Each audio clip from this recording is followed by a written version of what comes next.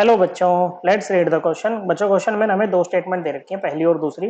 पहले हम चेक करेंगे क्या दोनों स्टेटमेंट ट्रू हैं। अगर दोनों स्टेटमेंट ट्रू हैं तो क्या सेकंड वाली करेक्ट एक्सप्लेनेशन है पहली वाली के लिए।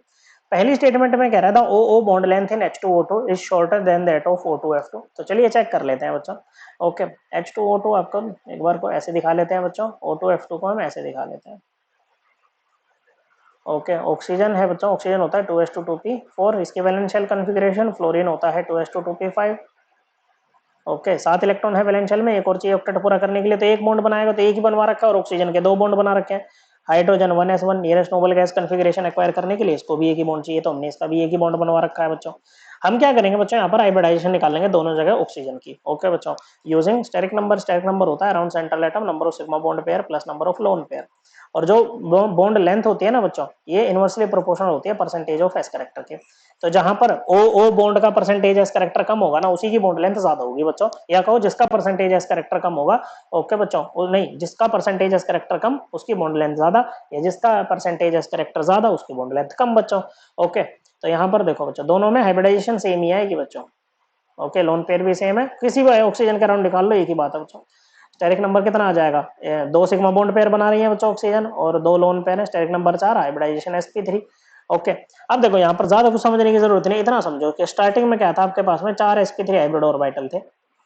ओके बच्चों, अब बेंट रूल ये कहता है जो इलेक्ट्रोनेगेटिव एलिमेंट है ना बच्चों, जिस भी ऑर्बिटल पे जाके बैठेगा ना बच्चों, वो वहां का परसेंटेज एस निकाल के दूसरी जगह भेज देगा। ओके बच्चों, क्या करेगा बच्चों, वहां का परसेंटेज एस करेक्टर निकाल के क्या करेगा बच्चों, दूसरी जगह भेज देगा बच्चों। ओके, तो जब वो ऐसा कर रहा होगा बच्चों, दूसरी जगह वहां पर भेज रहा होगा, तो ये यहाँ पर क्या करेगा बच्चों, यहाँ पर परसेंटेज एस करेक्टर भेजेगा बच्चों ज्यादा से ज्यादा। ओके, इधर की तरफ फ्लोरीन ज्यादा इलेक्ट्रोनेगेटिव है बच्चों।